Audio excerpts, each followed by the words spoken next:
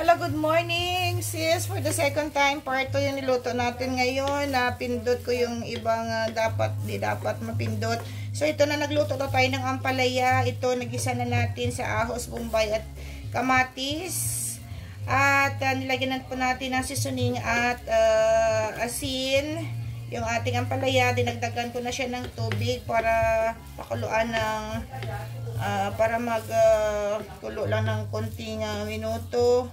Ayan. So, tatlo ampalaya ginamit natin. Yung ating lulutuin ngayon ay ampalaya with egg. Ito yung ating sahog, itlog lang dahil wala tayong ground pork. So, normally kasi ginagamit ko, nilagyan ko pa siya ng ground pork. Pero sa ngayon ay ampalaya with egg lang yung ating lulutuin ngayong umaga. So, ito yung ating ulam for today. So, dinagdagan ko na siya ng konting tubig para maluto ng konti yung ating ampalaya. And then, takpan na natin. Okay, takpan lang natin at hintayin na maluto. So, dagdagan natin sis yung ating itlog. Ayan, 2 piraso ng itlog yung ating nilagay. So, dahil konti naman yung ginamit natin, no, niluto nating ampalaya. So, 2 itlog lang yung ating ihalo dito sa ating nilutong ampalaya with egg. So, yan na.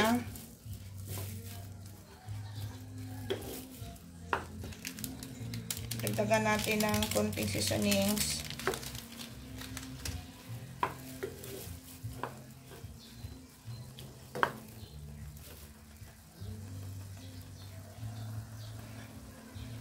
So, madali lang lutuin yung ating ulam ngayon dahil ang palaya is mabilis naman ito maluto.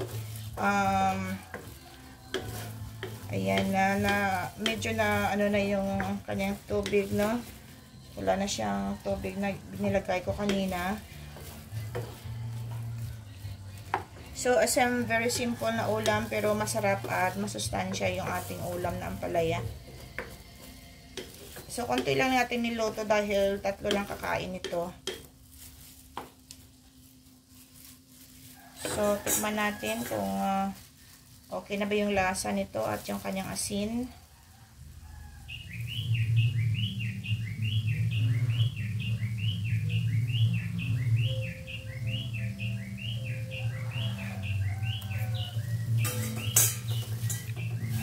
Oh, okay na po. Okay na yung asin niya. At in 3 minutes, pwede natin siyang tanggalan sa apoy.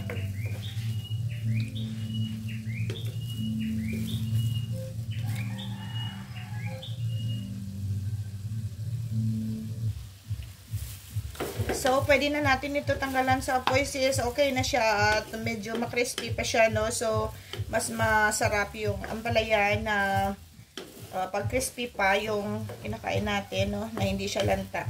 So, pwede na ito. Wala naman siyang naiwan na sabaw. So, yan na. So, ampalaya with egg yung ating ulam ngayong umaga. Tanggalan na natin sa apoy at transfer na natin sa ating pinggan.